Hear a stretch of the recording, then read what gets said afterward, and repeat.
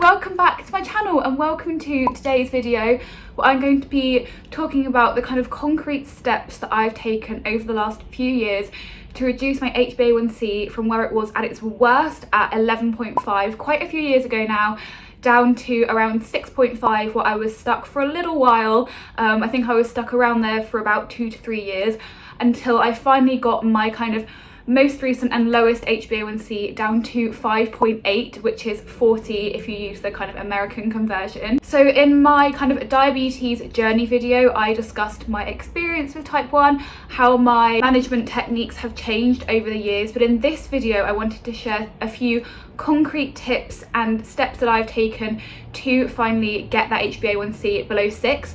Now when I talk about lowering your Hba1C, just a little disclaimer, what I mean is having the lowest possible Hba1C without having excessive hypos. So you don't want to be having a really low Hba1C just because you're going low all the time, but also having volatile blood sugars, because that is where complications can potentially creep in. But what I mean is having the lowest possible Hba1C while having as steady as possible blood sugars and avoiding those high blood sugars as much as you possibly can. So with that little disclaimer out the way, let's get into the first kind of action that I've taken to get my Hba1C down to a non-diabetic level, and that is to be proactive rather than reactive with my diabetes.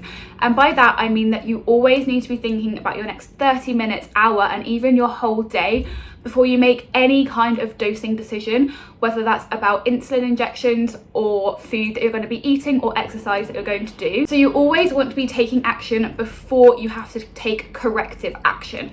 So by that I mean, for example, for me, I know that often around 3 to 4 p.m. when I am working, I tend to get higher blood sugars. They slowly creep up because I've been sat at the desk for a little while. So I take myself out for a 20 to 30-ish minute walk, and that means that I'm getting the blood flowing again, I'm increasing my insulin sensitivity again, and I'm going to avoid those high blood sugars, meaning that number one, I won't have the high in the first place, and also I won't have to take reactive action to correct that high blood sugar with insulin.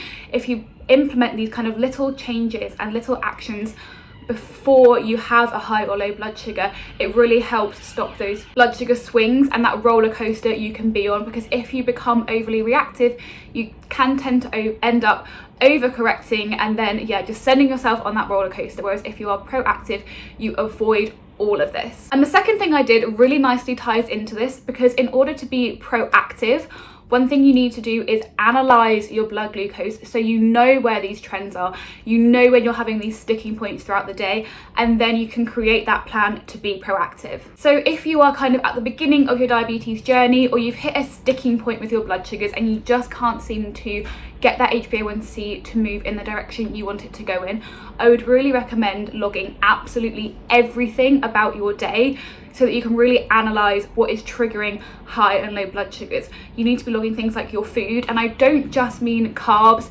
specifically carbs and fats, because fats can have a very actually significant effect on your blood glucose.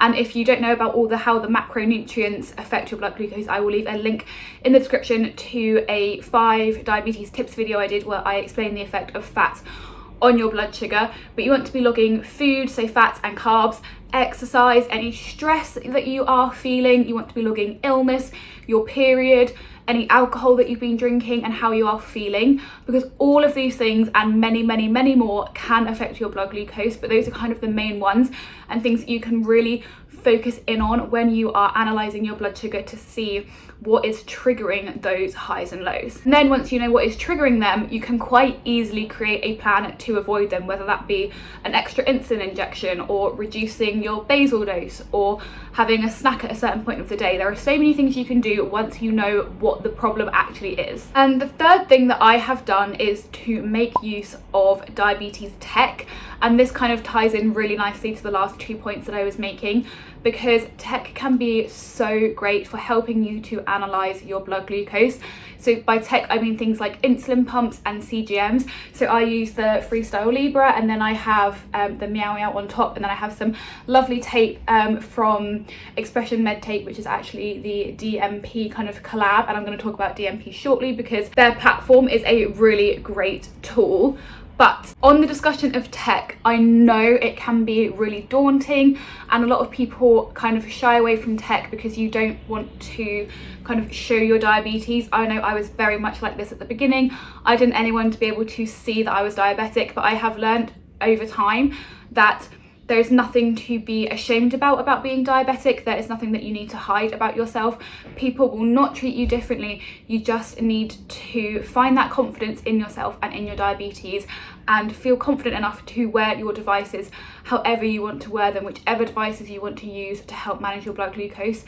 You have the right to do that, and no one should make you feel otherwise. Because yeah, things like CGMs are absolutely magical when it comes to analysing your blood glucose.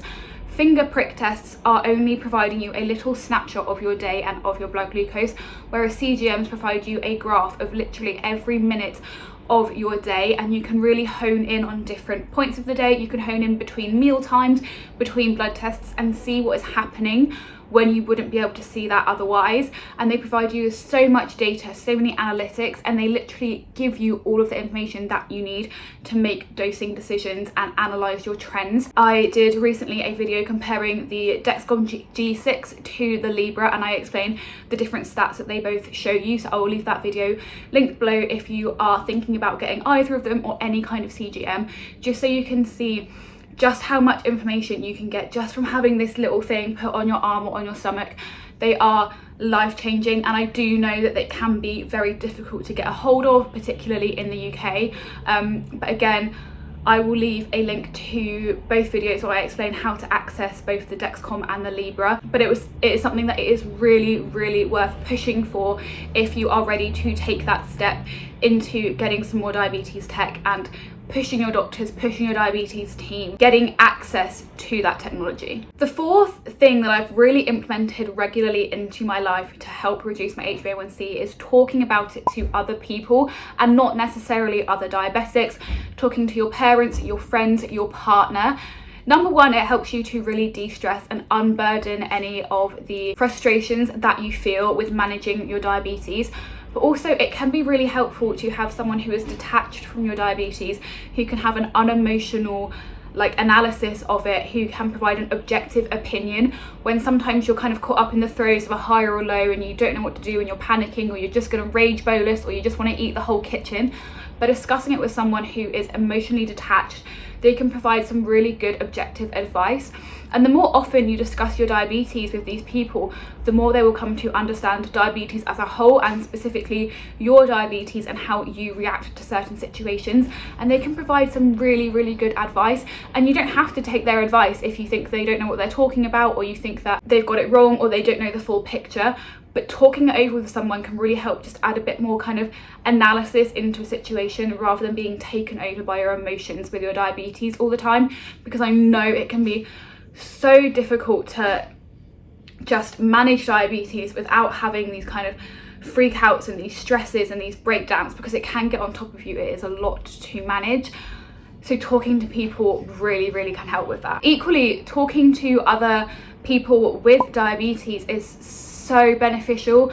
Getting involved in the diabetes community online has been one of the best things I've done for my diabetes, whether that's on Instagram, whether that's on DMP. If you don't know who DMP are, it is the diabetes management platform, and they have chat rooms and forums for people with diabetes. They have guest speakers on to do live chats, and you can just get so much information. Not only are you making connections with other people with diabetes who understand your struggles, they know what you're dealing with, they're not going to judge you for anything that you say about your diabetes or any way that you manage your diabetes, but they can also provide you with some really good opinions, some information, whether that's you're dealing with some stubborn high blood sugars and someone on Instagram gives you a suggestion, or you want an extra opinion on a CGM that you're thinking about, or a pump, or whether you're moving house and you want some extra advice on what happens with your prescription transferring over. There are so many people online, like I said, on Instagram, on DMP, here on YouTube, that are keen to help. They want to help people that are newly diagnosed and can share their experience with you of what it's like being diagnosed now. There are people that have had diabetes for years and years and years and can really see how technology has changed and what's good about the stuff that we have available today. We have so much information available now, and it's impossible to understand and read it all, but having other people to discuss this all with can really enrich your understanding of your diabetes, of your own diabetes, and just create some really great connections with people who understand what it is you go through every single day. On that note, the sixth thing that I did, as well as talking to people to educate myself, was reading about diabetes. There's only so much that your diabetes team can get through in a 1 hour long appointment that you have every few months. But reading books by people that have experienced diabetes, that are diabetes educators, that are nurses and doctors, is so valuable. There are so many different ways that people look at diabetes. Some people say low carb is the best way. Some people say eat what you want and then inject for it correctly. And some people have so many different techniques and tips and ways that they manage different situations. By absorbing as many of these as you can then see what works for you, and you can experiment. Ultimately, for every single situation that you face through your daily life with diabetes, someone will have an opinion or a solution, and something out there will work for you, but you just need to read as much as you can or you want to. I go on about this all the time, but I really love the book called Think Like a Pancreas. It really kind of changed my whole relationship with my diabetes, because not only does it really explain the science of diabetes and provide concrete advice for dosing and managing your diabetes, but it also tackles the psychological aspect of the diabetes and how to deal with the stress that you can feel living as a diabetic, and things like burnout that a lot of us do struggle with, that are really not spoken about at all really. They're all covered in this book, and I absolutely love it, and it completely changed the way that I see my diabetes, so I'll leave a link to that for you in the description box down below. And then the seventh and final thing that I incorporated into my life that made such a difference to my diabetes was exercising. Now, I was terrified of exercise for such a long time. I spoke about this in my fitness journey video. Because I wasn't good at sports, I thought that that exercise wasn't for me. I wish diabetes wasn't for me. No, but I thought that for a long time I wasn't good at team sports, so exercise was out of the question, because that's all that we get taught at school. Whereas when I came out of school and I started uni and I started experimenting, I did things like yoga, I even did a bit of dance, and I found what worked for me. And I know that I absolutely adore weight training, and recently I've even started getting into running, which is something I thought I would never ever do, because I was so unfit. I always came last in every single thing at school. But it's now starting to bring me joy, and most importantly, it's been a wonder for my diabetes management. By incorporating exercise into your daily life, it will increase your insulin sensitivity and also speed up how quickly the insulin gets to work. So you might not need to pre-bolus quite as long beforehand, and you'll experience fewer spikes after eating, and you'll experience fewer high blood sugars in general. You'll need less insulin because you'll be more sensitive to that insulin. It will get working quicker. Even just things like a walk, like I mentioned, can really help kind of keep your body ticking over and get that insulin working. And it's honestly one of the best things I have done, not only for my diabetes, but for my health and my mental health in general. And I know it can be so daunting trying to start exercising or changing the way you exercise as a diabetic, because you suddenly need to learn how to manage your insulin around all of the different types of exercise that you want to try. But I have done so many videos about managing exercise with diabetes, so again, I will link those all for you down in the description box below. I discuss kind of weight training, running, and just managing your blood sugars around different forms of exercise, things that can help set you up for stable blood sugars before, during and after exercise, because it can really affect every part of your day, just one intense exercise session. So it's really important that you inform yourself as much as you can about exercising as a type 1 diabetic. But there is literally no form of exercise that you can't do. There are diabetics that run marathons, do ultra marathons, people that compete in weightlifting or do whatever.